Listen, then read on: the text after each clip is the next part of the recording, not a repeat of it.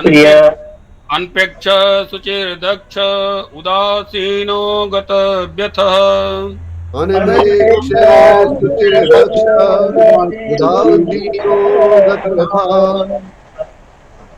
सर्वारंभ परित्यागी यो मद्भक्तः स मे प्रियः। सर्वारंभ परित्यागी यो मद्भक्ता स मे प्रिया। नो हृष्यति न द्वेष्टि न शोचति न काङ्क्षति यो न हृष्यति न द्वेष्टि न शोचति न काङ्क्षति शुभाशुभ परित्यागी भक्तिमान्यः स मे प्रियः। शुभाशुभ परित्यागी भक्तिमान्यः स मे प्रिया। तमः सौत्र च मित्रे च तथा मानापमानयोः तथा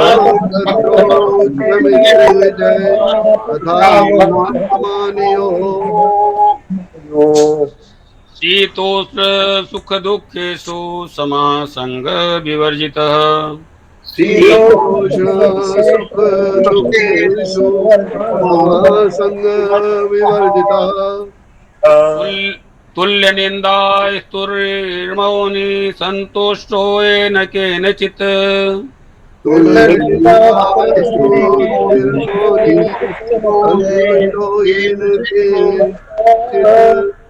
अनिकेतः स्थिरमतिर्भक्तिमान् मे प्रियो नरः।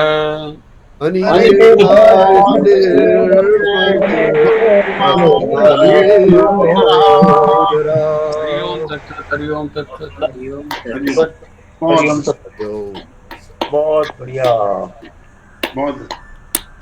तो पिछले सत्र में हम लोग 12वें अध्याय के 5वें श्लोक में थे, जिसने भगवान ने कहा इससे पहले उन्होंने कहा कि जो सगुण साकार के उपासक हैं, भगवान ने कहा वो मेरे मत में श्रेष्ठ। फिर उन्होंने तीसरे चौथे श्लोक में कहा कि इसका अर्थ ये नहीं लगाना चाहिए कि जो निर्गुण निराकार के उपासक हैं तो वो किसी तरह से कम हैं और वो भी मुझे ही प्राप्त होते हैं। ये भगवान ने तीसरे और चौथे श्लोक में कहा। फिर अब दोनों की बात कह दी कि एक जो है श्रेष्ठ है, दूसरे श्लोक में कह दिया, तीसरे चौथे में कह दिया कि वो भी कम नहीं है, वो भी मुझे ही प्राप्त होते हैं। अब भगवान ने 5वें श्लोक से कहा कि दोनों के अंदर क्या सुगमता है, क्या कठिनाई है। इस विषय को उन्होंने आरंभ किया 5वें श्लोक से। भगवान ने 5वें श्लोक में कहा क्लेशो अधिकतर क्लेश। गोली डाल दे, गोली नहीं डाले। जरा अपना माइक म्यूट करना, माइक म्यूट करना। तो भगवान ने कहा क्लेशः अधिकतरः तेषाम अव्यक्तासक्त चेतसाम। वो जो लोग हैं जो अव्यक्त मतलब निर्गुण निराकार के जो उपासक हैं, उन्हीं के लिए कहा है अव्यक्तासक्त चेतसाम, अव्यक्त में आसक्त चित्त वाली। तो ऐसे लोगों को अव्यक्तासक्त चेतसाम तेषाम क्लेशः अधिकतरः, कंपैरिजन है अधिकतरः, जैसे गुड बेटर बेस्ट होता है और या बैड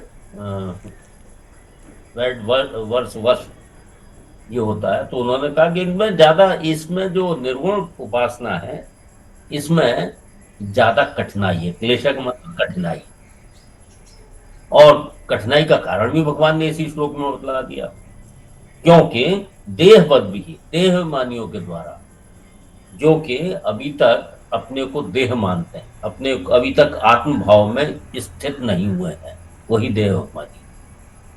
तो देहमानियों के द्वारा अव्यक्ता गते दुखम अवाप्यते, कि अव्यक्त विषय गति कठिन सा से प्राप्त हो। अब क्या क्या कठिनाई है निर्गुण निराकार की उपासना में, और इसके विपरीत सगुण साकार की उपासना में क्या क्या सुगमताएं हैं, इसका विवेचन स्वामी जी ने किया हुआ है, उसको मैं संक्षेप में बता देता। अब निर्गुण निराकार की उपासना में सबसे पहली कठिनाई होती है कि उपासना में उपास तत्व जो है वो निर्गुण निराकार है। तो इसलिए अगर संसार से हम सत, जिसको हम ज्ञान योग की भाषा में सत और असत कहते हैं, हम संसार से मन और इंद्रियों को अ, अलग तो कर लें, लेकिन लगाएं कहाँ? तो वो तो निर्गुण निराकार है, कोई आधार ही नहीं है जहां हम रखें। भाई एक जगह से हमने कोई चीज हटा ली, तो अगर दूसरी जगह रखने की अगर कोई व्यवस्था है तो कोई प्रॉब्लम नहीं, लेकिन दूसरी जगह अभी रखने की व्यवस्था नहीं है, तो वो आधार ना रहने से फिर व्यक्ति जहां पहले रखी हुई थी वहीं चला जाता है। तो इन मन और इंद्रियों को हमने संसार से तो हटा लिया, लेकिन अब या तो तीव्र वैराग्य हो जाए एकदम से और इतनी दृढ़ता आ जाए कि वहां से हटाने के बाद भी मन और इंद्रियां दोबारा से संसार में न भटके, या तो इतना वैराग्य हो जाए, नहीं तो क्योंकि और कोई आधार नहीं बचा, इस कारण से वो मन और इंद्रियां पुनः पुनः असत की तरफ दौड़ेंगी। तो एक तो ये कठिनाई है, ये कठिनाइयां हैं। इसका मतलब ये नहीं है कि निर्गुण निराकार के उपासक को भगवान प्राप्त नहीं हो, तो भगवान ने पहले ही कह दिया तीसरे चौथे कि निर्गुण निराकार को भी मैं ही प्राप्त होता हूं, लेकिन कठिनाइयां बतला रहे हैं। इसके विपरीत सगुण उपासना में उपास तत्व के सगुण साकार होने के कारण साधक के मन इंद्रियों के लिए भगवान के स्वरूप, नाम, लीला, कथा आदि का आधार रहता है। तो एक संसार के आधार से उसने संबंध विच्छेद किया और दूसरा आधार उसे मिल गया, कोई सगुण रूप में का उपासक है, दूसरा आधार उसे मिल गया कि भगवान के स्वरूप है, नाम है, लीला है, इसमें जो है वो मन और इंद्रियों को लगा देता है। क्योंकि अगर जैसे कहते हैं ना, empty mind is devils workshop, तो जब तक मन को कहीं नहीं लगाएंगे तो उल्टे पुल्टे काम करेगा। इंद्रियों को भी अगर नहीं कहीं ठीक जगह लगाएंगे तो वो गलत जगह ही जाएंगी। तो इसलिए सगुण उपासना के अंदर क्या है कि सगुण उपासना के अंदर एक दूसरा आधार है। इसी प्रकार से निर्गुण उपासना में जरा अपने माइक म्यूट करना, कैसे डिस्टर्बेंस आ रहा। ठाकुर साहब। हाँ जी सर, मेरा सवाल था। हाँ वो ठीक है, और ले अच्छा। माइक म्यूट कर दीजिए। और अब निर्गुण उपासना के अंदर एक और कठिनाई है कि देह की आसक्ति जो है आसानी से मिटती नहीं। देह में जितनी अधिक आसक्ति होती है, साधन में उतना ही अधिक कठिनाई होती है। निर्गुण उपासक उसे विवेक के द्वारा हटाने की चेष्टा करता है। निर्गुण उपासक है तो वो असत के साथ संबंध विच्छेद करता है, और देह जो है असत का ही हिस्सा है। अब देह में अगर दर्द हो रहा है तो दर्द तो महसूस होता है, तो इसलिए निर्गुण उपासक उससे विवेक के हटाने की कोशिश करता है। विवेक का आश्रय लेके साधन करते हुए वो अपने ही साधन बल को महत्व देता है। और इसका उदाहरण शास्त्रों में मिलता है, जैसे बंदरी का बच्चा। बंदरी का बच्चा कैसे है कि वो अपने बल से मां से चिपका रहता है। और दूसरा उदाहरण बिल्ली का बच्चा आएगा, लेकिन बंदरी का बच्चा क्या है, उसमें अपने ही बल का आश्रय है, मां नहीं उठा रही है उसे, वो खुद मां को पकड़े हुए है। तो ये जो अपने ही साधन बल को महत्व देता है, और बंदरी का छोटा बच्चा जैसे अपने बल पर निर्भर होने से अपनी मां को पकड़े रहता है और अपनी पकड़ से ही अपनी रक्षा मानता है। इसके विपरीत उसमें क्या होता है, जो सगुण उपासना के अंदर सांसारिक आसक्ति ही साधन में क्लेश देती है, परंतु सगुणोपासक इसको दूर करने के लिए भगवान के ही आश्रित रहता है। वो जो है अपने बल पर आश्रित नहीं रहता, भगवान का ही आश्रित रहता है। वो अपने में भगवान का ही बल मानता है कि मेरा अपना कोई बल नहीं है, जो कुछ भी बल है वो भगवान का ही है। और बिल्ली का बच्चा जैसे मां पर निर्भर रहता है, ऐसे ही वह साधक भी भगवान पर निर्भर रहता है, भगवान ही उसकी संभाल करते हैं। तो ये सगुणोपासक की है कि उसको अपना कुछ नहीं करना है, अपने जो बल है उसको भी भगवान का ही मानता है और वह भगवान के बल पर ही आश्रित रहता है। जैसे बिल्ली का क्या, जब एक बच्चे से जब छोटे होते हैं बिल्ली के बच्चे, तो हम में से कईयों ने देखा भी होगा कि उसको गर्दन से बड़े आराम से पकड़ती है और दूसरी जगह उसको ट्रांसफर कर देती है, ले जाती है, और बच्चे को बिल्कुल भी हानि नहीं होती है। जिन दांतों से वो चूहे को चीरफाड़ कर देती है उन्हीं दांतों से उठाती है, लेकिन बच्चे को कोई हानि नहीं। तो ये सगुणों उपासक की में सुगमता है कि भगवान के आश्रित रहने पर वो भगवान ही उसका सहारा होते हैं और भगवान ही उसको साधना में आगे पहुंचा देते हैं। यही बात तुलसीदास जी ने मानस में कह दी है। सुन मुनि तो ही कहूं सहरोसा, भजे जिम मोहित तज सकल भरोसा, करो सदा तिनके रखवारी, जिम बालक राखें महतारी। इन पदों से उन्होंने कह दिया कि भगवान जो उनके भरोसे रहते हैं उनकी रक्षा ठीक उसी प्रकार से कहते हैं जैसे माँ बच्चे की रक्षा करती है।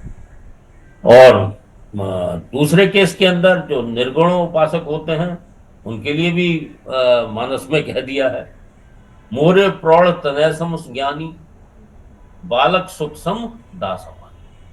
तो जो ज्ञानी, जो ज्ञान मार्ग पे चल रहे हैं उनको वहां कहा है कि वो मेरे प्रौढ़ हैं, वो समझदार बालक हैं, और उनकी रक्षा मुझे नहीं, कि उसकी रक्षा की जिम्मेदारी मेरी नहीं है, वो स्वयं अपना रक्षा करने में समर्थ है। जैसे बड़ा बच्चा हो जाता है तो वो अपनी रक्षा करने में समर्थ हो जाता है।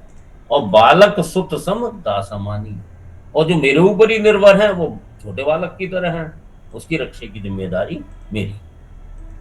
इसी प्रकार से जो ज्ञान योगियों के द्वारा लक्ष्य प्राप्ति के प्रसंग में चौथे अध्याय के 39वें श्लोक में अचिरेण तत्व ज्ञान के अनंतर शांति की प्राप्ति के लिए आया है, ना कि तत्व ज्ञान की प्राप्ति के लिए। और निर्गुण उपासक तत्व ज्ञान की प्राप्ति स्वयं करते हैं, और सगुण उपासक के अज्ञान रूप अंधकार को भगवान मिटा देते हैं। ये भगवान ने 10वें अध्याय के 11वें श्लोक में कहा है, नाशयामि आत्म भावस्तु ज्ञान दीपेन भास्वता। भगवान ने दो बात कही है ना 10वें अध्याय के अंदर, कि 10वें और 11वें श्लोक के अंदर उन्होंने कहा ददामी बुद्धि योगम तम, कि मैं उनको बुद्धि योग, समता का योग दे देता हूँ। और फिर उन्होंने कहा उनका अज्ञान जो है, नाशयामि आत्म भावस्तु ज्ञान दीपेन भास्वता, कि मैं उनके अंतःकरण में स्थित, मैं मतलब भगवान स्वयं अपने भास्वत ज्ञान दीपेन अज्ञानम नाशयति, कि उनके जो अंदर अज्ञान है वो भगवान अपने प्रज्वलित या प्रकाशमय ज्ञान दीप के द्वारा उनका अज्ञान दूर करते हैं। तो अज्ञान दूर करने की जिम्मेदारी भगवान स्वयं उठाते हैं सगुण उपासक के लिए, और निर्गुण उपासक जो है वो स्वयं अपने बल पर ही निर्भर रहता है। फिर निर्गुण उपासक में क्या है कि वे अपना उद्धार स्वयं करते हैं, अपने बल पर रहते हैं, अपना उद्धार स्वयं करते हैं। और सगुण उपासक में क्या है कि उनका उद्धार भगवान करते हैं। भगवान ने इसी अध्याय के 7वें श्लोक में बताएंगे कि उनका उद्धार भगवान स्वयं करते हैं। अभी 7वें श्लोक पर हम लोग पहुंचेंगे। निर्गुण उपासक में क्या है कि ऐसे उपासकों में यदि कोई कमी रह जाती है तो उस कमी का अनुभव उनको विलंब से होता है। पहले तो पता ही नहीं लगता है कि कमी है उनके अंदर, और पता लग जाता है तो उसके बाद वो अपने बल पर उसके लिए प्रयास करते हैं, जिसमें समय लगता है। और सगुण उपासक में क्या है कि ऐसे उपासकों में यदि कोई सूक्ष्म दोष रह जाता है तो भगवान पर निर्भर होने के कारण सर्वज्ञ भगवान कृपा करके उसको दूर कर देते हैं। यही चीज भगवान ने 18वें अध्याय के 58वें और में ये बात कही है। तो सगुण उपासक की जिम्मेदारी पूरी तरह से भगवान की होती है, और निर्गुण उपासक जो है वो अपने बल पर चलते हैं और अपना उद्धार स्वयं करते हैं। अब चौथे अध्याय के 34वें श्लोक और 13वें अध्याय के 7वें श्लोक में भगवान ने ज्ञान योगियों को ज्ञान प्राप्ति के लिए गुरु की उपासना के लिए कहा है। तत्विद्धि प्रणिपातेन पर प्रश्नेन सेवया उपदेशन्ति ते ज्ञानम ज्ञानिनः तत्वदर्शिनः। ये बात भगवान ने चौथे अध्याय में कही है कि भैया गुरु के पास जाओ, अगर ज्ञान की प्राप्ति करनी है तो गुरु की वहां आवश्यकता है। लेकिन निर्गुण उपासना में गुरु मिल जाए तो बड़ी अच्छी बात है, अगर गुरु ना मिले तो भी कोई बात नहीं, भगवान सब करा दे। इसी प्रकार से जो निर्गुण उपासक हैं वो उपास्य तत्व को निर्गुण, निराकार और उदासीन मानते हैं, अतः उन्हें भगवान की कृपा का वैसा अनुभव नहीं होता। वे तत्व प्राप्ति में आने वाले विघ्नों को अपनी साधना के बल पर ही दूर करने में कठिनाई का अनुभव करते हैं। फलस्वरूप तत्व की प्राप्ति भी उन्हें विलंब से होती है। और सगुण उपासना, इसके विपरीत सगुण उपासना में क्या होता है, ऐसे उपासक भगवान को परम कृपालु मानते हैं, अतः उनकी कृपा के आश्रय से वे सब कठिनाइयों को पार कर जाते हैं। 18वें अध्याय का 56वें श्लोक में है कि मत प्रसादात् तरस्यसि। वो भगवान 18वें अध्याय में बोलते हैं कि अगर तू अहंकार से युद्ध नहीं करता है तो तेरी जिम्मेदारी, अगर मेरे कहने से युद्ध करता है तो मत प्रसादात् तरस्यसि, मेरे प्रसाद से, मेरी प्रसन्नता से तू सब विघ्नों को पार कर देगा। फिर जो निर्गुण निराकार के उपासक हैं, ज्ञान योगी अपनी क्रियाओं सिद्धांत प्रकृति को अर्पण करता है, किंतु पूर्ण विवेक जागृत होने पर ही उसकी क्रियाएं प्रकृति को अर्पण हो सकती है। जब तक पूर्ण तीव्र वैराग्य और पूर्ण विवेक नहीं होता है तब तक उसकी क्रियाएं प्रकृति को अर्पण नहीं होती हैं, उसमें कर्तापन का अभिमान बना रहता है जो कि बांधने वाला है। और जो सगुणोपासक है तो उसमें आसानी ये है कि मनुष्य क्योंकि रजस प्रधान माना गया है, मनुष्य योनि जो है वो रजस प्रधान, तो उसमें काम करने की तो आदत होती है, तो काम वही करता रहे, केवल भाव परिवर्तन कर ले। जो सकाम कर्म है उसको निष्कामता की तरफ धीरे धीरे ले जाए, केवल भाव का परिवर्तन करने मात्र से ही उसका कल्याण हो जाए।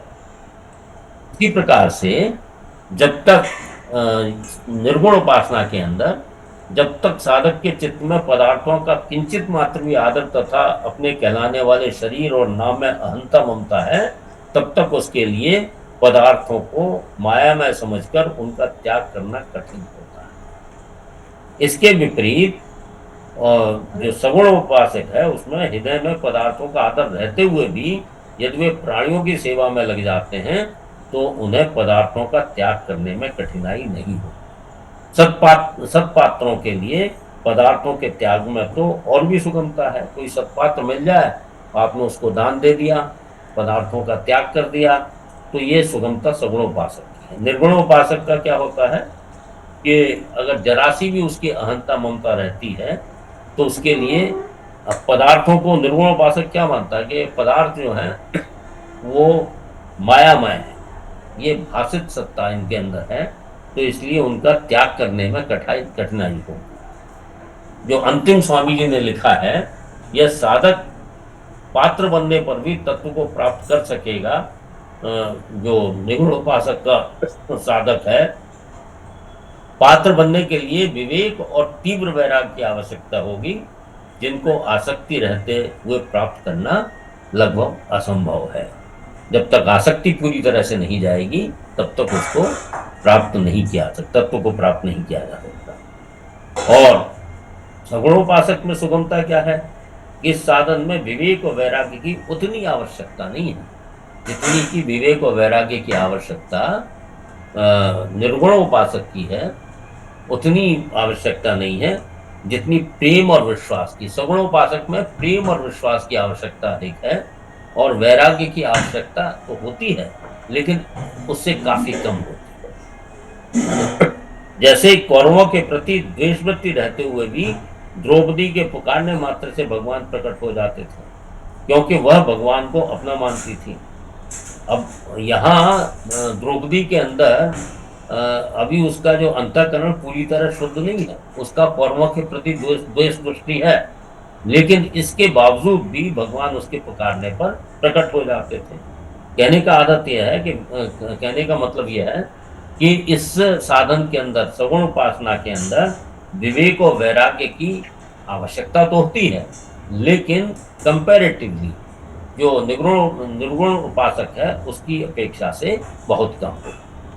तो इस प्रकार से हम लोगों ने ये देखा कि निर्गुण उपासना के अंदर क्या क्या कठिनाइयां हैं और सगुण उपासना के अंदर क्या क्या सुगमता है।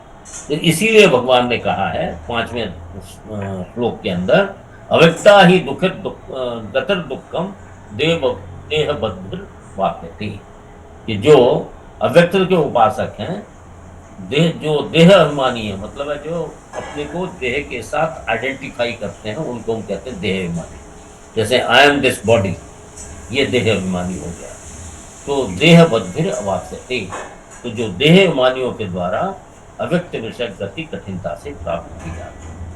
तो इसीलिए कहा है क्योंकि इसमें क्या क्या कठिनाई है, क्या क्या सुगमताएं हैं, ये भगवान ने बतलाया कि सगुण उपासना जो है कंपैरेटिवली ज्यादा सरल है, इसीलिए उसको श्रेष्ठ बतलाया गया। और किसी कारण से श्रेष्ठ नहीं बतलाया गया, क्योंकि सगुण उपासना के अंदर निर्गुण उपासना के अंदर तत्व की प्राप्ति नहीं होती, ऐसी बात नहीं। वो बाकायदा उसी को प्राप्त करता है, लेकिन सगुण उपासना में सुगमता अधिक होने से ही उसको भगवान ने अपने मत में श्रेष्ठ किया। ठीक है। हाँ, कुछ प्रश्न कोई कर रहे थे? हाँ, ठाकुर साहब कुछ कहना चाह रहे थे, माइक अनम्यूट। हाँ जी, नमस्कार सर। ऐसा है कि इसमें जो मुझे एक डाउट पैदा हुआ था, वैसे आपने क्लियर कर दिया कि 10वें अध्याय में जब आप इसको साधना योग में बैठते हैं, तो उन्होंने बताया कि साधना योग में जब बैठे और आपकी इंद्रियां जो है बस में हो गई, और उस समय जैसे भी इंद्रियां बस में होती हैं और आप अपने प्राणों को प्रकृति में स्थापित कर लेते हैं, तो जैसे प्रकृति में आप अपने प्राणों को स्थापित करते हैं, तो आपको शरीर आपको महसूस नहीं होता, ना ही आपको कोई ऐसी चीज महसूस होती है, आले दुआले कुछ भी महसूस नहीं होता। तो परमात्मा ने ही उसमें बताया कि आप प्रकाशमय हो जाते हो। तो आप उस शरीर को, जिसको आप शरीर समझ रहे हो, वो शरीर प्रकाशमय हो जाता है। तो ये जो है, ये सघन ही उपासक की, मेरे कल अब आपने बता दिया कि सघन उपासकों में ही आ जाता है, तो शायद मेरा ये शक खत्म हो गया। डॉक्टर साहब आप कुछ कहना चाह रहे हैं? डॉक्टर साहब श्रीमान जी, एक मिनट जरा डॉक्टर साहब की बात सुन ले, फिर मैं आपको। सर मेरा ये है कि 7वें अध्याय में भगवान ने 17वें श्लोक में कहा है, तेषाम ज्ञानी नित्य युक्त एक भक्ति विशिष्टते प्रियो ही ज्ञानिनो तदर्थम अहम स च मम प्रियः। और ये भी फिर कहा है, उदारा सर्व एवं ज्ञानी त्वात्मेव मे मतम, ज्ञानी तो मेरी ही आत्मा है। अच्छा, और एक प्रश्न और है सर, दूसरा साथ में। नहीं, वो एक एक प्रश्न ले लेते हैं। इसमें जिसको ज्ञानी कहा गया है वो प्रेमी भक्त भी है, जिसको ज्ञानी कहा गया है उधर वो प्रेमी भक्त भी है। जिसको कहा ना कि ज्ञानी तो मेरा ही स्वरूप है, तो ज्ञानी भक्त मेरा स्वरूप है, ऐसा समझना चाहिए। ठीक। हाँ, दूसरा क्या है? दूसरा सर, ये अर्जुन जो 12वें अध्याय में जो प्रश्न पूछ रहा है, ये वही अर्जुन है जिसने 11वें अध्याय में 4थे श्लोक में पूछा है, भगवान क्या अगर वो रूप आपका देखा जा सकता है मेरे द्वारा, तो आप मुझे अविनाशी रूप दिखाइए। तो भगवान ने अविनाशी रूप दिखाया, और श्री भगवान वाच 5वें श्लोक में, 6ठे श्लोक में, 7वें श्लोक में भगवान बार बार कहते रहे, पश्च में पार्थ रूपाणी, ये पश्च आश्चर्याणि भारत, पश्चात, इस सब में 3 बार पश्च का, लेकिन अर्जुन को नहीं दिखाई पड़ा कुछ भी। यानी अर्जुन के लिए वो वाला जो विश्व रूप था वो अव्यक्त ही था, जब तक उसको दिव्य दृष्टि नहीं मिली थी। जी जी जी, ठीक है। अच्छा, ठीक सर। अब भगवान ने 8वें श्लोक में कहा, भाई तेरे को दिखाएगा नहीं, तेरे को बुद्धि योग देता हूँ। या ऐसा समझना चाहिए कि अर्जुन के अंदर चर्म चक्षुओं के अंदर तो देखने की, हालांकि सब कुछ है, लेकिन हमारे जो नॉर्मल जो आंखें हैं, उनसे हम उस दिव्यता को देख नहीं सकते। इसलिए भगवान ने कहा कि मैं तुम्हें दिव्य दृष्टि देता हूं जिससे कि तू मेरे स्वरूप को, जो समग्र रूप है, उसको तू देख सकता है। ठीक है सर, लेकिन प्रश्न ये है कि अर्जुन की जगह साधारण हम जन समुदाय सबको लिया जाए तो हमारे लिए वो विश्व रूप व्यक्त होते हुए भी अव्यक्त ही है, क्योंकि किसी हाँ, बिल्कुल बिल्कुल बिल्कुल। क्योंकि जब तक आंखों में उस विश्व रूप को देखने की सामर्थ्य नहीं है तब तक तो अव्यक्त ही है। ठीक। हाँ, मिश्रा साहब। हाँ जी, मिश्र महोदय जी जी सर। श्रीमान जी के यहाँ तो भगवान ने दूसरे श्लोक में तो स्पष्ट कर दिया है कि जो मुझ में मन लगा करके नित्य निरंतर और जो भक्त परम श्रद्धा से युक्त होकर के मेरा उपासना करता है वो मेरे में सर्वश्रेष्ठ है। ये तो भी इन्होंने निर्विवाद कर दिया, इसमें कोई दो शक नहीं, ये सर्वोत्तम है। लेकिन ये 5वें श्लोक में ये जो शंका दिया है कि देहाभिमानियों द्वारा अव्यक्त विषयक गति कठिनता से प्राप्त हो जाती, ये तो है। ये जो है जरा इसके व्याख्या और क्लियर करना है कि निराकार में ये दोष क्यों आया। दोष नहीं है इसमें, निराकार की उपासना में दोष नहीं है, कठिनाई की बात कही गई है। हाँ, कठिनाई के कठिनाई इसलिए है कि उपास्य तत्व जो है वो निर्गुण निराकार है और जो उपासक है वो सगुण साकार है। उपास्य तत्व निर्गुण निराकार है और उपासक जो है वो सगुण साकार है। तो इसलिए उन्होंने कहा देहमानी का मतलब है one who identifies himself with the body, उसको देहमानी बोलते हैं।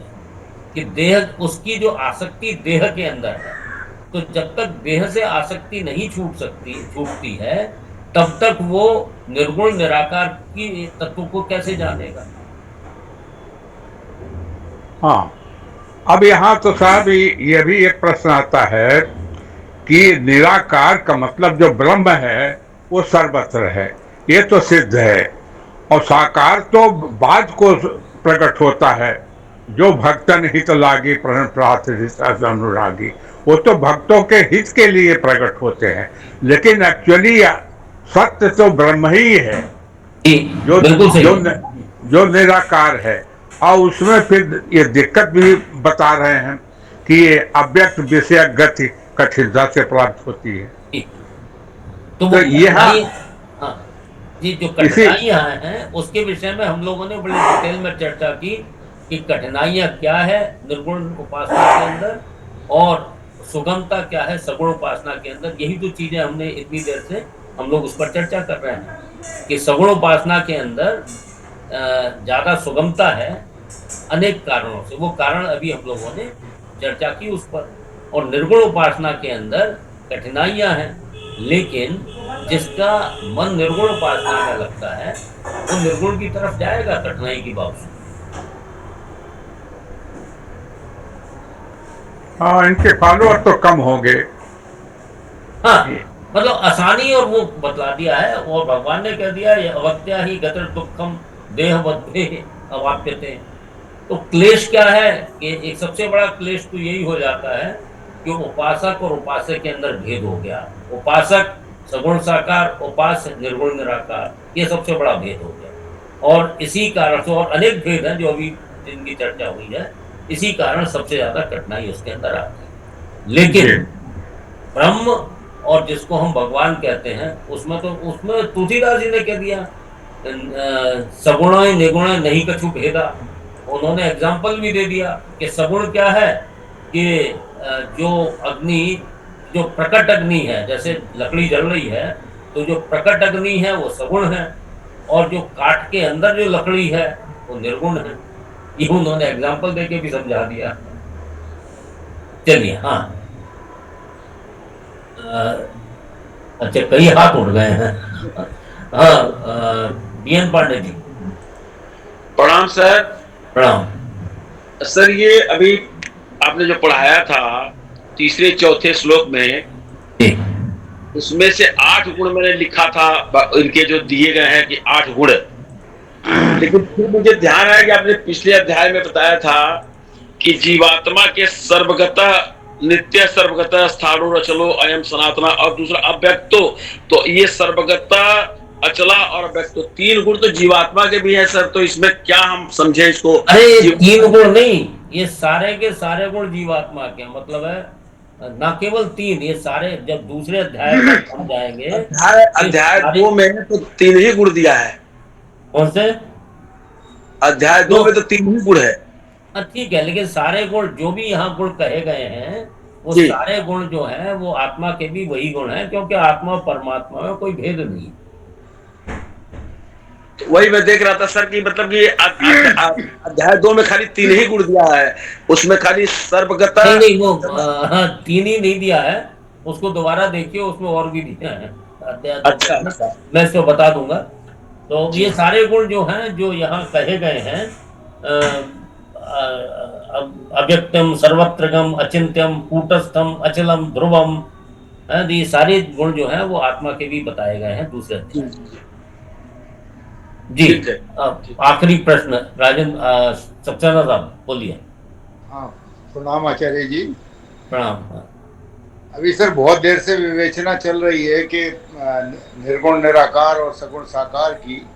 सिर्फ एक छोटा सा प्रश्न दिमाग में जरूर आता है कि दोनों ही माध्यम जो है ईश्वर प्राप्ति के लिए हैं। बिल्कुल। और ये मानव स्वभाव है सर कि हम हमेशा सुगमता की तरफ अग्रसर होते हैं, और अधिकांशतया आपने ये भी बताया, अधिकांशतया लोग जो है वो साकार रूप से ब्रह्म की उपासना करके वो ज़्यादा सुगम मार्ग है। लेकिन निर्गुण निराकार वाले क्यों आखिर, मतलब जब हमें ये पता ही है तो आखिर ऐसी बात क्या आती है उनके दिमाग में कि हम उसको निर्गुण निराकार की उपासना करें? ये छोटा सा दिमाग में प्रश्न जरूर है। ठीक है, ठीक है, ठीक है, बहुत अच्छी बात। देखिए, ऐसा होता है, हर एक व्यक्ति जो है वो अलग है। उसमें क्या है कि कुछ व्यक्तियों के अंदर करने का बल अधिक होता है, कुछ व्यक्तियों के अंदर जिज्ञासा होती है, जिसमें कि इंक्वायरी होती है, हु एम आई, मैं कौन हूँ, इस तरह की इंक्वायरी होती है कि मैं कौन हूँ, मैं यहाँ दुनिया में क्यों आया हूँ, ये जिज्ञासा प्रकट करते हैं। और कुछ लोगों के अंदर श्रद्धा और प्रेम अधिक होता है। तो जिसके अंदर जिज्ञासा है वो भी किसी को कुछ नहीं मान रहा है, भगवान है नहीं, उसको कुछ नहीं है, जिज्ञासा है कि हु एम आई, और मैं यहाँ इस संसार में आया क्यों हूँ, आने का पर्पज क्या है। जब इस प्रकार के जो जिज्ञासु होते हैं वो अक्सर ज्ञान मार्ग से चले जाते हैं, क्योंकि वो जिज्ञासा शांत करते करते उस मार्ग पर निकल जाते हैं। लेकिन जिसके अंदर प्रेम और मानने की शक्ति है, करने की शक्ति, जानने की शक्ति और मानने की शक्ति, ये 3 शक्तियां भगवान ने दी हैं। और किसी में कोई शक्ति ज्यादा है, किसी में कोई शक्ति ज्यादा है। तो जिसमें जानने की शक्ति ज्यादा है और जिज्ञासु है तो ज्ञान मार्ग पर चला जाएगा। अच्छा, ठीक ठीक है, बहुत सुंदर। तो आगे चले।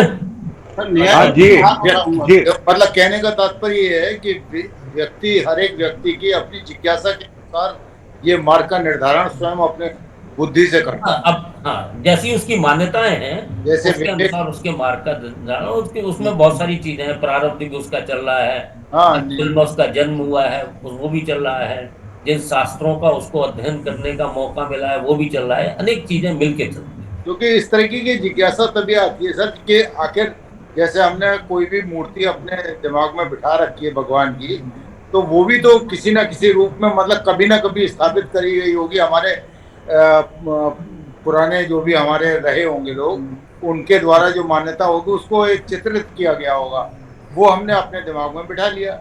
तो वो ये सोचता होगा जो ज्ञान मार्गी है कि आखिर मैं कुछ अलग सोचूं इससे। नहीं, वो है ना कि किस स्कूल में उसका जन्म हुआ है, कौन कौन से शास्त्र उसने पढ़े हैं, कहाँ कहाँ उसकी संगति हुई है, ये सारी चीजें मिलकर उसका मार्ग निर्धारित करती है। अच्छा, दूसरे ये धर्म से भी ताल्लुक रखती है बात, जो हिंदू धर्म के है या वो धर्म का मतलब है जो भी मान्यता है, धर्म की अलग अलग मान्यता है, जो भी मान्यता है। फिर भी सर अगर हम सांसारिक जीवन में देखें तो मान्यताओं के अंतर्गत भी अगर जो सनातन धर्म के मानने वाले हैं वो तो उनको मानते हैं, लेकिन अब मानिए तो और भी तो धर्म है, मुस्लिम धर्म है, ईसाई उनकी धर्म अपनी है, मान्यता है, उनकी अपनी मान्यता है, वो उन्होंने कुछ अपना अलग बना रखा होगा। सबकी अपनी अपनी मान्यताएं हैं और अनेक जो चीजें मैंने बतलाई हैं उससे हम प्रभावित होते हैं। जी जी श्रीमान जी, हाँ, महोदय ये निर्गुण साकार का कोई भगवान का कोई एग्जाम्पल के तौर पे बता सकते हैं? हाँ ये तो आपको निर्गुण अगर साकार अनुमत है। क्या चीज? निर्गुण निर्गुण देखिए, साकार तीन का रूप है, नहीं वो थोड़ा सा कंफ्यूजन है। तीन रूप जो है वो है निर्गुण, निराकार, सगुण, साकार। जी, ठीक है, और उसके बाद सगुण निराकार है। और सगुण निराकार तो सगुण इसका थोड़ा निराकार। कोई एग्जाम्पल जरा भगवान का कोई कविम पुराणम वाला है ना श्लोक, जो श्लोक है, कविम पुराणम अनुशासितारम अणु अणियान सम 8वें अनुस्मरेत्। अध्याय का 9वां श्लोक। अच्छा वही है ये सगुण हाँ, निराकार का। सगुण निराकार मतलब है हम मानते हैं। अब ये जो गुण उसमें व्याख्या कर दिए गए हैं, ये कविम पुराणम कोई सब सर्वज्ञ है, सबसे पुराना है, अनुशासितारम, तो हमने ये गुण आरोपित कर दिए उसमें, इसलिए वो सगुण हो गया। ये सबको अनुशासन में रखने वाला है। ठीक है, तो इस प्रकार से जी श्रीमान जी, इसका यही हम उदाहरण हमारे ख्याल से ज्यादा उचित होगा कि एक जो जिज्ञासु है, दूसरा एक भक्त है। अब पंडित जी ने कहा कि ये गंगा जल आप पीजिए, ये अकाल मृत्यु का हरण करेगा, आपका स्वस्थ करेगा। और तो भक्त जो है उसको अपने बड़े प्रेम से पी लेगा। जिज्ञासु जो है वो सोचेगा अरे इसमें इतना कैसे शक्ति आ गया, तमाम तो नाले भी मिलते हैं, गंदे पानी भी आते हैं, मैं इसको नहीं पीऊंगा, पहले देखूंगा। अब देखिए दोनों का भाव में फर्क हो गया। एक जो है गंगा जल पीने में शंका करने लगा और एक जो है बैठ जी अपने आप पी लिया बड़े खुशी से। तो दोनों में फर्क क्या हुआ, कौन सही हुआ? बात यह है जो अंधानुकरण किया है, विश्वास किया है, उसी को यही सगुण उपासक का स्वरूप है हमारे ख्याल में। उसको अंधानुकरण तो नहीं कह सकते हैं, लेकिन हाँ ये है विश्वास के साथ श्रद्धा है उसमें, श्रद्धा और विश्वास का। हाँ तो यही भाव, यही तो दोनों में तुलसीदास जी ने लिखा है कि बिनु पद चले सुने बिनु काना, ये इसको कौन सा रूप कहेंगे आप? ये निर्गुण निर्गुण ये एक्चुअली क्या है कि निर्गुण निराकार पर तो कोई गुण आरोपित कर ही नहीं सकते हैं, लेकिन उन्होंने व्याख्या कर दी है कि बगैर पैदों के चलता है, बगैर कानों के सुनता है। तो ये एक कहने का तरीका है। इसमें सभी इसमें सारे निषेधात्मक है, विद्यात्मक कुछ नहीं है। तो बगैर कानों के सुनता है ना, कान नहीं है फिर भी सुनता है। तो मेरे विचार से निर्गुण निराकार के रूप को कहने की कोशिश की गई। समझाने की कोशिश जी चलिए आगे चले। हाँ नेहा जी आप कुछ कहना चाहती हैं, बहुत बार आपने हाथ उठाया। नेहा जी। जी इतने सारे सवाल हो रहे थे तो मैंने कहा कि मैं मतलब मैंने इसको जिस तरह से पढ़ा और समझा है वो ये है कि जैसे निर्गुण निराकार की उपासना करने वाले, उपासना नहीं कहेंगे उसको, ध्यान कहेंगे, क्योंकि उपासना के लिए तो द्वैत की जरूरत होती है। तो निर्गुण के मार्ग पर चलने वाले को बड़े बच्चे की तरह बताया है और सगुण के मार्ग पर चलने वाले को छोटे बच्चे की तरह समझाया है। तो जैसे निर्गुण वाला जो है वो क्लास 5 में है और सगुण वाला क्लास 1 में अगर हम मान लें, और मोक्ष जो मुक्ति है वो क्लास 10 है, अगर यदि हम ऐसे समझ लें।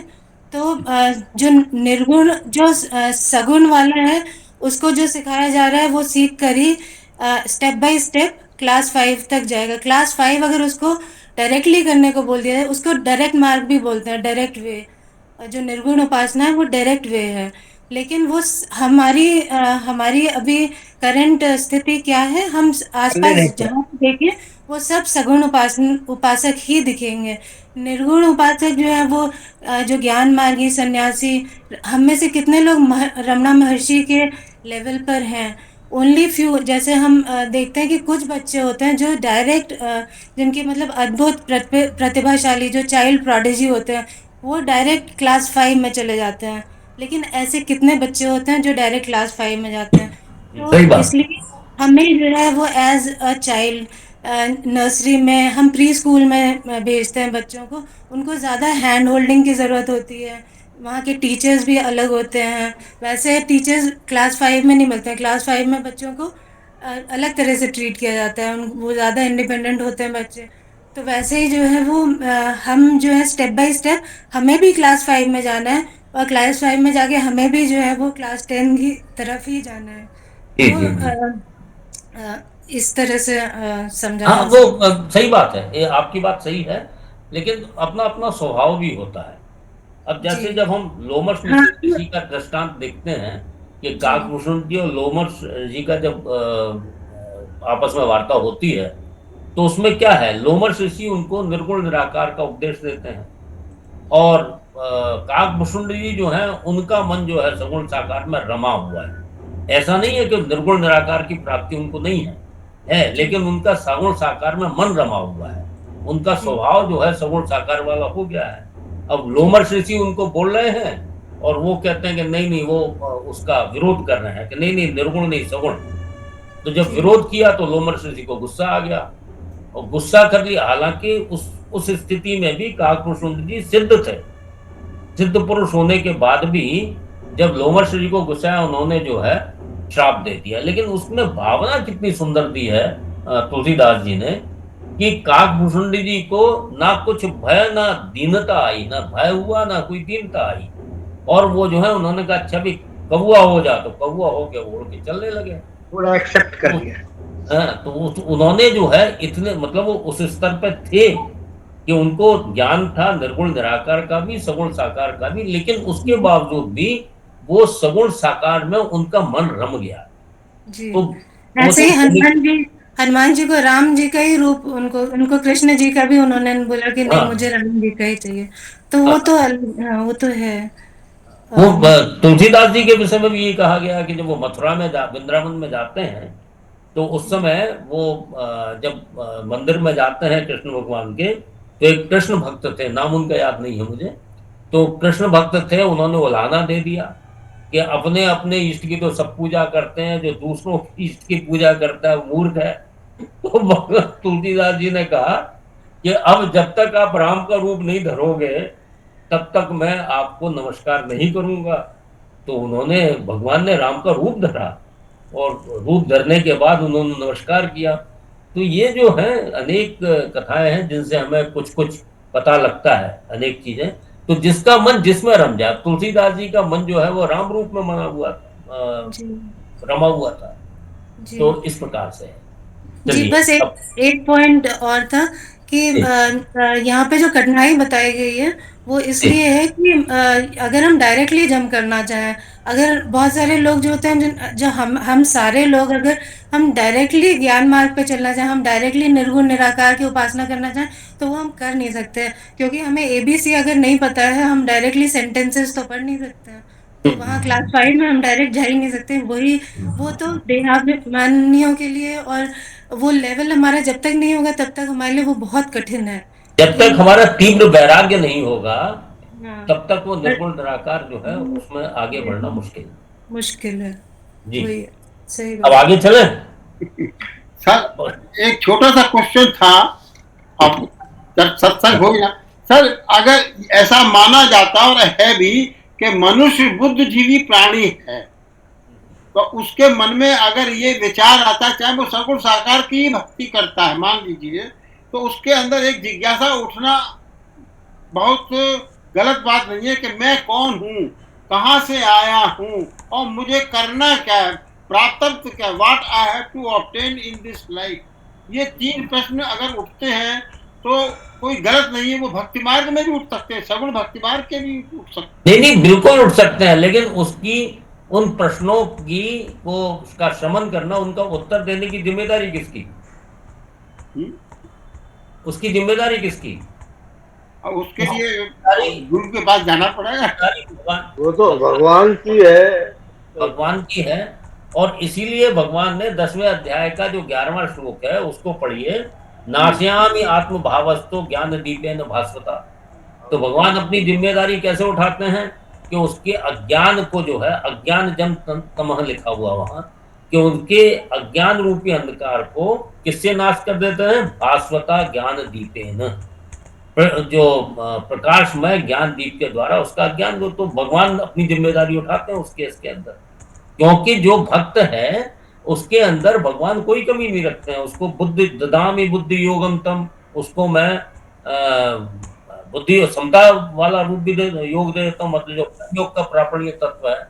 उसके बाद उन्होंने कहा कि नाश्या में आत्म भावस्तो ज्ञान दीपेन भास्वता, तो उसको मैं उसका अज्ञान भी दूर कर देता हूँ।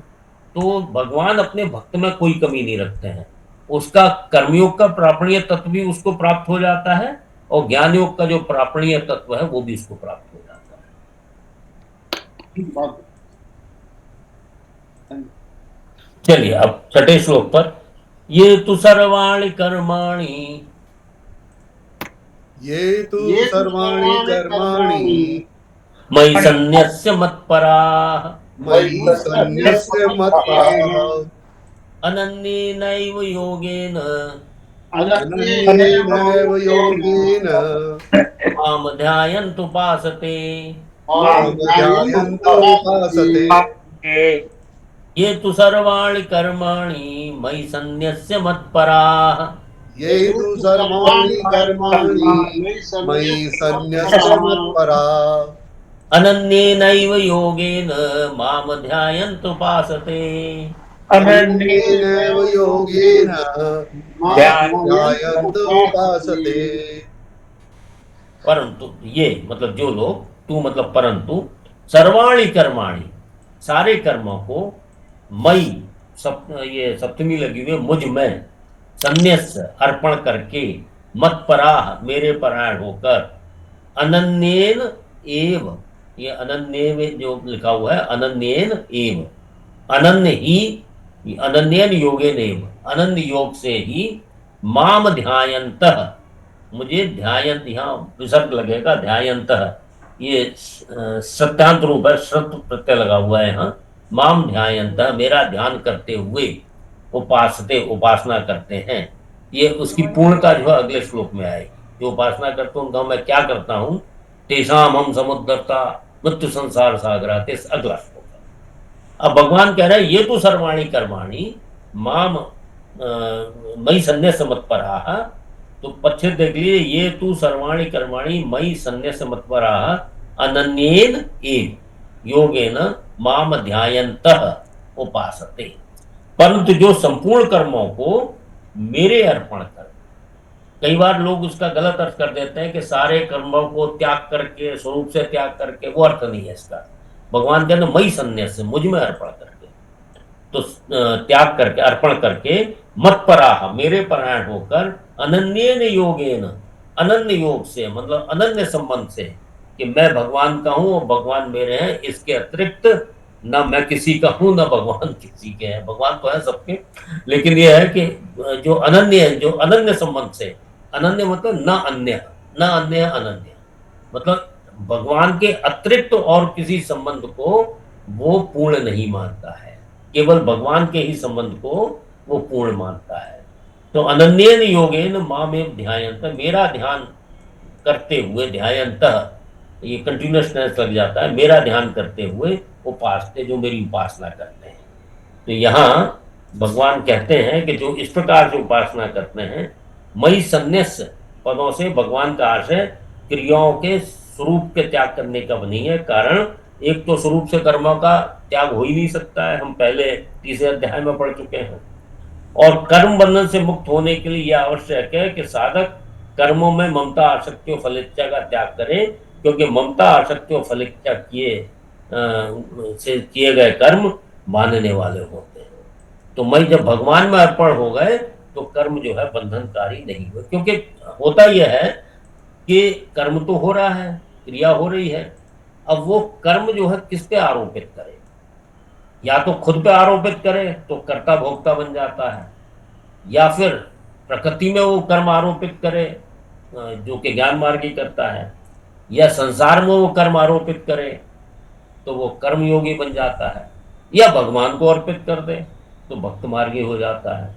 तो वो जो क्रिया हो रही है, जो कर्म हो रहे हैं, उनको कहीं ना कहीं तो फेंकना है। अगर कहीं नहीं फेंकोगे तो अपने साथ बंध जाएंगे और कर्ता भोक्ता वाला हिसाब किताब कर देंगे और बंधनकारी हो जाएंगे। तो भगवान कह रहे हैं ये तो सर्वाणी कर्माणि मयि सन्न्यस्य मत्पराः अनन्येन एव योगेन माम ध्यायन्तः उपासते। जो इस प्रकार से मेरा ध्यान करते हुए और मेरे परायण होना मतलब भगवान को ही परम पूज्य और सर्वश्रेष्ठ समझकर भगवान के प्रति समर्पण भाव से रहना, सर्वथा भगवान के परायण होने से सगुण उपासक अपने आप को भगवान का यंत्र समझता है। तेरे फूलों से भी प्यार, तेरे कांटों से भी प्यार, जो भी देना हो दे करता है। तो वो अपने आप को यंत्र समझता है कि भगवान जहां जो कुछ देना चाहे, जहां घुमाना चाहे, और ये बड़ी अच्छी स्थिति होती है। जिस दिन हम भगवान का यंत्र बन जाते हैं तो हमारी पूरी जिम्मेदारी समाप्त। जो कुछ करना है भगवान को करना है। जैसे अगर रेलगाड़ी पर सवार हो गए तो हम अपनी मर्जी तो जा नहीं सकते, जहाँ रेलगाड़ी ले जाएगी वही जाना है, तो जहाँ भगवान ले जाएंगे वही जाना है। तो ये स्थिति के अंदर आपकी जिम्मेदारी समाप्त, और भगवान गलत जगह तो ले नहीं जाएंगे, भगवान जो है अपने ही धाम ले जाएंगे। अनन्येव योगेन माम ध्यायन्तः, इन पदों में इष्ट संबंधी उपाय संबंधी दोनों प्रकार की अनन्यता का संकेत है। अर्थात जिसको आप इष्ट मानते हैं वही आपका अनन्य है, और जिस उपाय जिस साधन को आप मानते हैं वो भी अनन्य है। जिस भी साधन को आप मानते हैं उस साधन से आप चलते रहिए, इधर उधर भटकेंगे तो कहीं नहीं पहुंच पाएंगे। तो उसमें इसको साथ साथ लीजिए, फिर अगला वाला श्लोक लेते हैं। ये तो सर्वाणि कर्माणि मयि सन्न्यस्य मत्पराः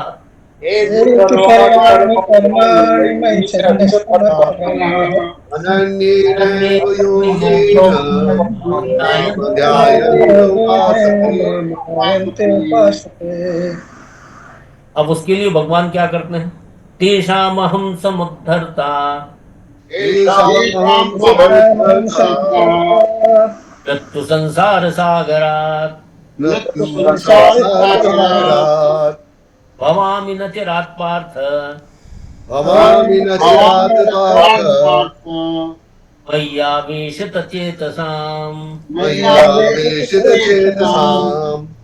तेषामहं समुद्धर्ता मृत्यु संसार सागरात्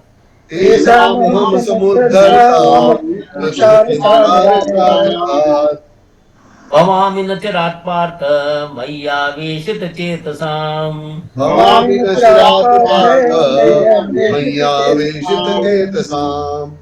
तो तेषाम मतलब उनका, अहम मतलब मैं, समुद्धर्ता सम उद्धरता मतलब भली भांति उद्धार करने वाला। किससे? मृत्यु संसार सागरा, मृत्यु रूपी संसार समुद्र से। अब मृत्यु रूपी संसार समुद्र को क्या है ये अभी हम समझेंगे। भवामी हो जाता हूं, नचिरात शीघ्र ही, चिरात होता है देरी से, नचिरात मतलब शीघ्र ही, पार्थ मई आवेशित चेतसाम, मई मतलब मुझ में ही जो आविष्ट चित्त वाले उन भक्तों का, जो जिनका चित्त सदैव मुझ में ही लगा रहता है, उनको कहा गया है मई आवेशित चेतसा। तो तेषाम हम समुद्धरता, जिन साधकों का लक्ष्य उद्देश्य और मय्यावेशित चेतसाम, तो जिन साधकों का लक्ष्य उद्देश्य ध्येय भगवान ही बन गए हैं और जिन्होंने भगवान में ही अनन्य प्रेम पूर्वक अपने चित्त को लगा दिया है तथा स्वयं भी भगवान में ही लग गए हैं, स्वयं मतलब आत्मरूप में, उन्हीं के लिए यहाँ मय्यावेशित चेतसाम आया है। इसके विपरीत जो पिछले श्लोक में आया था ना, अव्यक्तासक्त चेतसाम, तो वहां शब्द हुआ है अव्यक्त आसक्त चेतसाम, जिसकी अव्यक्त में आसक्ति है, और यहाँ कहा है मय्यावेशित चेतसाम, जिसका मुझ में ही आविष्ट, जो जिसका चित्त सदैव मेरे अंदर लगा रहता है। तो ऐसे व्यक्तियों के लिए मृत्यु संसार सागरा, जैसे समुद्र में जल ही जल होता है, उसी प्रकार से संसार के अंदर मृत्यु ही मृत्यु है, क्योंकि संसार में उत्पन्न होने वाली कोई भी वस्तु ऐसी नहीं है जो कभी क्षण भर के लिए भी मौत के थप्पड़ों से बचती नहीं है। मौत के थप्पड़े मतलब निरंतर जन्म लेते ही उसका मृत्यु का चक्कर आरंभ हो जाता है। जैसे ही उसकी मैन्युफैक्चरिंग डेट हुई, वहीं उस पर एक्सपायरी डेट साथ साथ लिख दी कि ये मैन्युफैक्चरिंग डेट है और ये एक्सपायरी डेट है। तो वो धीरे धीरे, चाहे वो अनेक अवस्थाओं से गुजरता हुआ, कि जन्म हुआ, फिर वो बालक हुआ, फिर युवा हुआ, फिर जवान हुआ, उसके बाद बूढ़ा हुआ, उसके बाद मृत्यु की तरफ, मतलब उसकी डायरेक्शन जो है वो मृत्यु की तरफ है। तो क्षण भर के लिए भी मौत के थप्पड़ों से नहीं बचता कोई भी वस्तु, अर्थात उत्पन्न होने वाली प्रत्येक वस्तु प्रतिक्षण मौत की तरफ ही जा रही है। इसलिए संसार को मृत्यु संसार सागर कहा गया है। मृत्यु संसार सागर, मृत्यु होगी तो जन्म भी होगा। तो इसलिए उन्होंने कहा कि तेषाम हम समुद्धरता मृत्यु संसार सागर, ऐसे व्यक्तियों का जिनका भगवान ने चर्चा की है पिछले श्लोक में, ये तो सर्वाणी कर्माणी मयि सन्न्यस्य मत्पराः अनन्येन योगेन माम ध्यायन्त उपास्ते, उनके लिए कहा गया है तेषाम, ऐसे लोगों का अहम मृत्यु संसार सागरात समुद्धरता नचरात भवानी, नचर तो शीघ्र ही हो जाता हूँ। और वो व्यक्ति कैसे हैं? मैया वेशित चित्त, निरंतर मुझ में ही चित्त लगाए रहते हैं। ऐसे व्यक्तियों का मैं खुद ही उद्धार करता हूँ। और किससे उद्धार करता हूँ? मृत्यु रूपी संसार से, मृत्यु रूपी जो संसार समुद्र से उद्धार करता हूँ, अर्थात जन्म मृत्यु के चक्कर से मैं छुड़ा देता हूँ। ठीक है। तेषामहं समुद्धर्ता मृत्यु संसार सागरात्,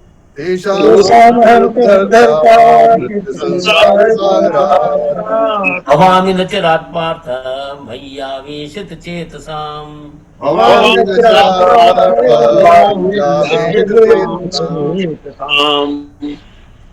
आज तो समय हो गया, आज यहीं तक, तो कल जो है आगे बढ़ेंगे।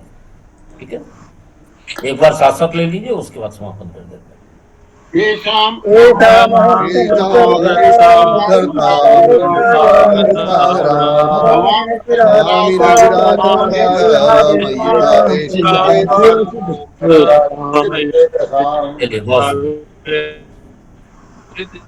प्रश्नोत्तर तो आज बहुत हो गए, मेरे ख्याल शांति पाठ कर लिया जाए।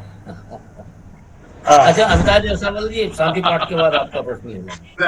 काल में जो श्लोक कम आगे बढ़ पाए। हाँ, शांति ब्रेक। चलिए शांति पाठ किया। शांति पाठ। सर्वे भवन्तु सुखिनः,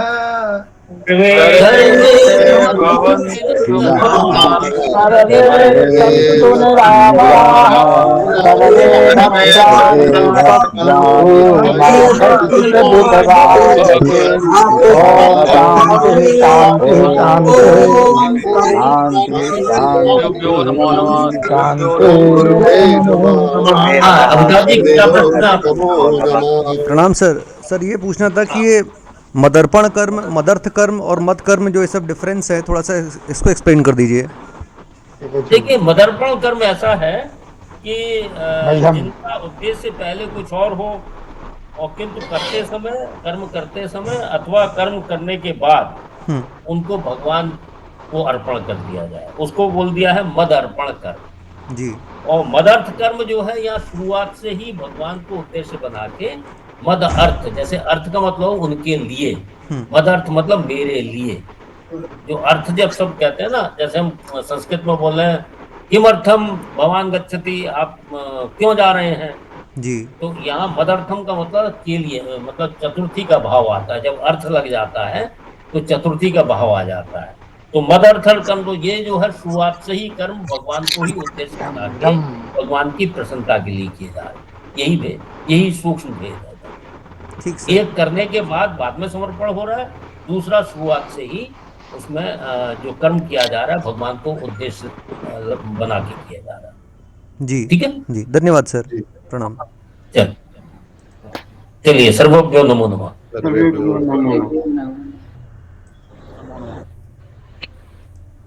नमो नमः।